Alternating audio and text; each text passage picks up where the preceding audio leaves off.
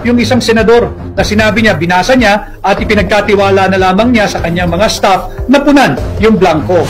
So may staff rin ako na nagre-review lahat. So ini-review ng isang team namin yung mga papeles na pinaperma. Magpalit ho kayo ng pwesto ng iyong staff. Siya ang gawin mong senador at ikaw ang dapat staff niya para magsipag ka naman. Kaya ka na riyan, binabayaran ka, sumasahod ka mula sa kaban ng bayan, mula sa buwis na binabayad ng mamamayang Pilipino para gampanan mo ang trabaho mo. At tandaan nyo, yung mayor ng Bamban, lahat po yan siniyasat nila, pati nga yung birth certificate napakasela nila sa dokumento pati passport, pati sa kung saan nag-aral, anong eskwelahan ng elementarya, sinong kaklase mo, bakit itong budget hindi mo binasa? Akala ko ba ganyan kakasinop bilang mambabatas? Yan yung imaing pinoproject mo. Bakit dito sa 6.32 trillion budget, tila nabulag ka? Naging pipi ka rin at nagsisinungaling ka pa na wala kang nakita na blanco dyan sa Bicameral Conference Committee report. Yung sa inyo, sir, sigurado din kayo nung dumaan sa inyo yung Bicam report, walang ganong mga blanco? Sa akin wala wala akong, sa akin my team, wala akong nakita blanco. Talagang wala kang makikita kasi hindi pa tapos, pinirmahan mo na. Sagutin nyo muna. Ano yung ginagawa niyong pagkukumpuni, pagre-remedyo, pagre-rectify ng budget noong nakaraang Desyembre? Lumabas itong blankong Bicameral Conference Committee report. Yung report po ng Vicecam na panay blanco, 13 pages and 28 line items ang nakita ni Congressman Sid Ungab, panay blanco. Hindi lamang po 3, hindi lamang po 4. Yung una nang napabalita, sapagkat yun lamang po ang una namin ipinakita nung nakaraang Sabado nila Pangulong Duterte at Congressman Sid Ungab. Sapagkat medyo makapal po yung Bicameral Conference Committee report. I think more or less meron po siyang 222 pages. Sinisikap po namin ipunin lahat, but as of today, 13 pages po ang blanco dyan sa Vicecam report at 28 line items po ang blanco, ang allocation o appropriation. Ito rin ba ang ipinail nila at naging enrolled bill, yung tinatawag nating GAB? Rating ko hindi natin pinag-uusapan dito yung GAA, yung General Appropriations Act. Ang hinahanap natin dito, paano nagkaroon ng laman yung mga blanco doon sa GAA. Bakit nagkaroon ng halaga pagdating sa GAA? Kaninong makating kamay ang nakialam dito? Sinong kumumpuni nito? Sinong nagretoke nito? Sinong nagremedyo nito? Wala ho kayong kapangyarihan. This is a clear case of altering a legislative document without authority. Sino ito? Babae ba siya? Ito po talagang hulaan natin Babae ba siya, yung makating kamay? Lalaki ba siya? O grupo ho kayo? Kinakailangan alamin natin yan. Panagutin natin sila. Meron bang 4th chamber? Meron bang 4th house?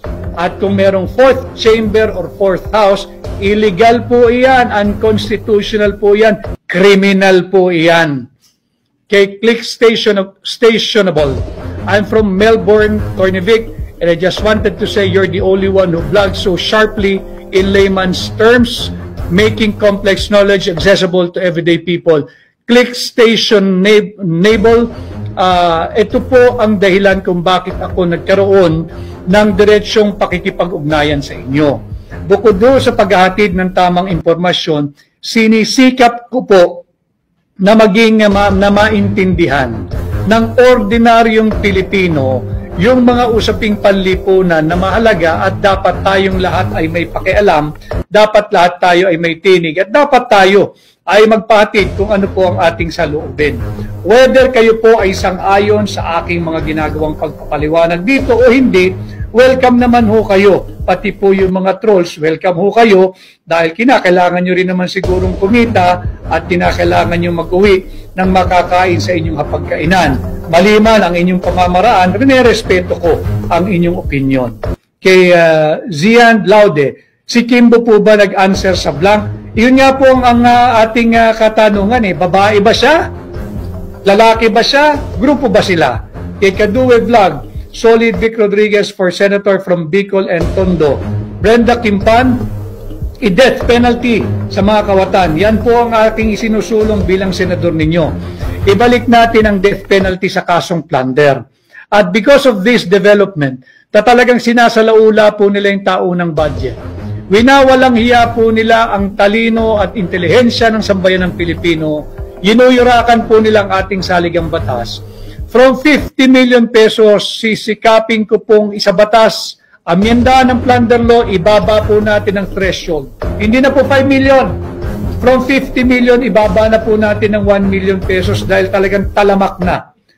Lantaran na, harapan na ang ginagawang pambubudol sa atin ngayon dito sa ilalim ng Bongbong Marcos administration. So balik po tayo. Hangunin natin sila, magingay po kayo. Ilabas ang kopya ng enrolled bill. Sapagkat from BICAM, pag inaprubahan na po yan at aprobado po yan, ratipikado, pirmado ng parehong contingent, yung contingent po ng Senado at contingent po ng House of Representatives. Pirmado po nila, hindi po draft yan. Blanco. Ang daming blanco, 13 pages. 13 pahina po, nagpapakitang blanco sa 28, 28 line items po ang blanco. Ang naipapakita pa lamang po natin ay 3 or 4 na blanco. At ito po ay yung mga ahensya sa ilalim ng Department of Agriculture. Kaya nga ho sabi ko, talagang hindi natin matutugunan ng food security dahil makikita mo, sa BICAM report pa lang, tinitira na yung budget ng mga ahensya sa ilalim ng Department of Agriculture. Panay blanco. At sigurado po ako, nakakatiyak ako, wala pong autoridad yung makating kamay o mga kamay na nakialam dyan.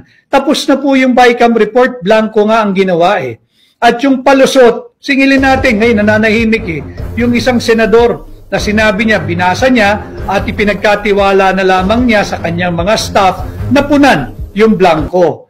Magpalit ho kayo ng pwesto ng iyong staff. I-demote mo yung sarili mo at yung staff mo na nagbabantay ng Bicameral Conference Committee report na dapat trabaho mo, i-promote mo. Siya ang gawin mong senador at ikaw ang dapat staff niya. Para magsipag ka naman. Kaya ka na riyan, binabayaran ka, sumasahod ka mula sa kaban ng bayan, mula sa buwis na binabayad ng mamamayang Pilipino para gampanan mo ang trabaho mo. Hindi ka kasi pwedeng tugis ka lang ng tugis doon sa issue ng Pogo. Wala ho tayong pakialam diyan sa kaso ni Alice Guo. At tandaan ho nyo, yung mayor ng Bamban, lahat po yan siniyasat nila, pati nga yung birth certificate napakasela nila sa dokumento pati passport, pati sa kung saan nag-aral, anong eskwelahan ng elementarya, sinong kaklase mo, bakit itong budget hindi mo binasa? Akala ko ba ganyang kakasinop bilang mambabatas? Yan yung imaheng pinoproject mo. Bakit dito sa 6.32 trillion budget, tila nabulag ka? Naging pipi ka rin at nagsisinungaling ka pa na wala kang nakita na blanco dyan sa Bicameral Conference Committee report. Talagang wala kang makikita kasi hindi pa tapos, pinirmahan mo na. Yun ang nagiging assumption ng sambayan ng Pilipino. At yung reporter ng UNTV, hindi rin ho natin siya pwedeng hindi babanggitin dahil itong reporter na ito, maisog ito At sa pagiging maisog niya, wag kang masisiraan ng loob. Ginawa mo lang yung tama, ginawa mo lang yung trabaho mo. Si Asher, basahin ko lang para di ako magkamali yung pangalan nito. Si, hanapin ko lang linista ko yung pangalan nito Itong maisog na reporter po ng UNTV. Siya po kasi yung unang nag-report na kumuha siya ng kopya sa Kongreso. Sa Senado, sa Senado. At yung kopya po niya sa Senado ay parehas na parehas doon sa ipinakita namin ni Pangulong Duterte. At doon sa kopyang nakita niya, talagang blanco. Si Asher Cadapan Jr. Asher Cadapan Jr. ng UNTV, mabuhay ka. At kayo naman, UNTV, proteksyonan nyo itong si Asher Cadapan Jr. Panindigan ninyo yung kanyang tamang report sa ngalan ng pagiging miyembro ninyo ng media o Fourth Estate. Ano ba trabaho ng media?